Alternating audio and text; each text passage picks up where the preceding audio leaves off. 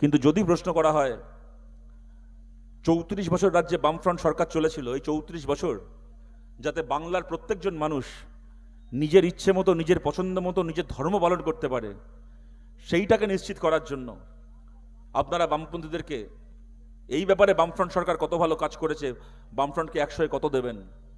আমাদের অতি বড় শত্রুও এটা মানতে বাধ্য।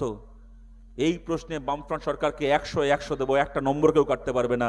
বাংলায় 34 বছর আমরা সরকার চালিয়েছি, কি বাংলার হিন্দু কি বাংলার মুসলমান এমন একজন মানুষ নেই যিনি বলতে পারবেন তার নিজের ধর্ম পালন করতে কোনোদিন কোনো অসুবিধা হয়েছে। আমাদের সিপিআইএমকে নিয়ে এরা এখন অনেক প্রচার করে, কিন্তু আমরা বলছি আমরা ধর্মনিরপেক্ষতায় বিশ্বাস করি। বিজেপি বলে না, দেখবেন ও খালি হিন্দুরা ধর্মনিরপেক্ষ হবে আর বাংলা আর মুসলমানরা মুসলমান হবে। আমরা বলছি না, হিন্দুও হিন্দু হবে, মুসলমানও মুসলমান হবে, এবং হিন্দু মুসলমান সবাই ধর্মনিরপেক্ষ হবে।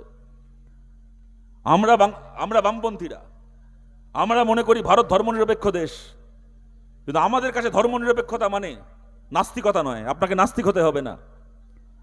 আমরা সিপিআইএম আপনার ধর্মের বিরোধী নই, আমরা প্রত্যেকটা ধর্মকে সম্মান করি, প্রত্যেকজন মানুষের তার ধর্ম পালন করার অধিকারকে আমরা সম্মান করি, এবং তার ধর্ম পালন করতে গিয়ে যদি কাউকে কোনোদিন কোনো বাধা পেতে হয়, সবার আগে সিপিআইএম সেখানে গিয়ে দাঁড়াবে, এবং আপনি যাতে আপনার ইচ্ছে মতো নিজের ধর্ম পালন করতে পারেন তার দায়িত্ব আমরা বামপন্থীরা আমরা নেব।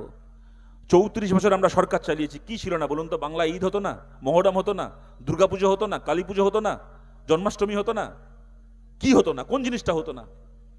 খালি বিজেপি আর তৃণমূলের মতো দুখানা রাহু কেতু ছিল না বাংলায়, তাই বাংলায় ধর্মের নামে অশান্তি হতো না, গন্ডগোল হতো না, দাঙ্গা হতো না। মুসলমান মানুষও দুর্গাপুজোর সময় ঠাকুর দেখতে বেরোতেন, হিন্দু মানুষও ঈদের সময় বন্ধুর বাড়িতে সিমুই খেতে যেতেন। এটা ছিল বাংলা।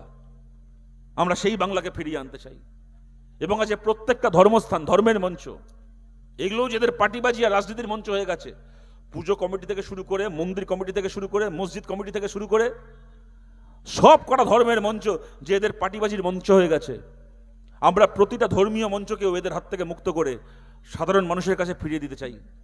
আপনার মন্দির, আপনার মসজিদ আপনি আপনার মতো করে চালাবেন। কোনো দলের নেতা, কোনো মন্ত্রী, কোনো মাতব্বর আপনার মন্দিরকে, আপনার মসজিদকে দখল করতে পারবে না। সেই পশ্চিমবাংলা আমরা ফিরিয়ে আনতে চাই। এই কাজ করার জন্য আমরা লড়াই করছি।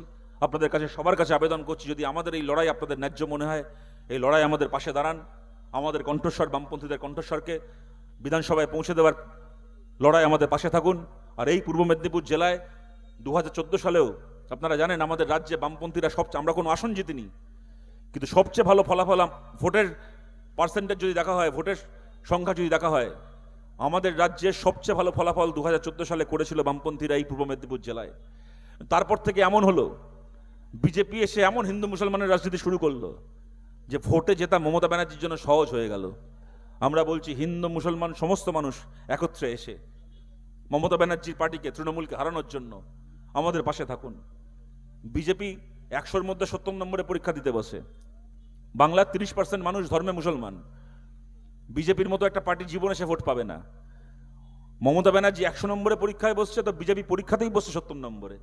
তাদের যতই পাক না কেন, জীবনে মমতা ব্যানার্জিকে হারাতে পারবে না।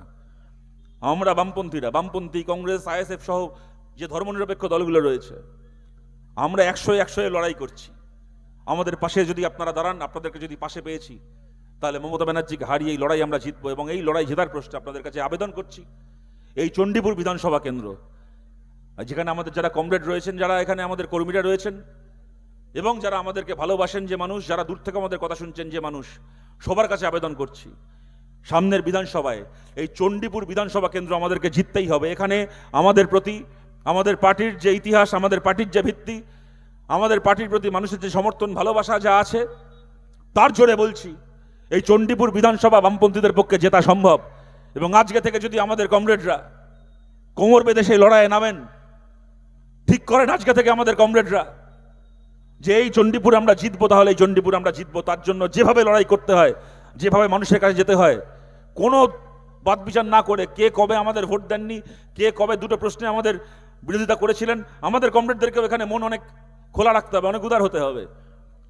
আমাদের ওই দোষ রয়েছে, অনেক ক্ষেত্রে আমরাও সংকীর্ণ হয়ে যাই। কে কবে দুটো প্রশ্নে আমাদের বিরোধিতা করেছিলেন, কে কবে দুটো প্রশ্নে আমাদের গালাগাল দিয়েছিলেন, তো ধরেই নিয়েছি সে মানুষ আমাদের চিরকালের জন্য শত্রু, কিন্তু কোনো মানুষ চিরকালের জন্য কারো শত্রু হয় না। খোলা মনে সমস্ত মানুষের কাছে গিয়ে সবাইকে সঙ্গে নিয়ে যেন চণ্ডীপুর আমরা জিততে পারি, সেই লড়াই যেন আমাদের কমরেডরা আজকে থেকে নামেন, আপনাদের সবার কাছে আবেদন রেখে আপনাদের সবাইকে ধন্যবাদ জানিয়ে আমার কথা শেষ করছি। ভালো থাকবেন সবাই, নমস্কার।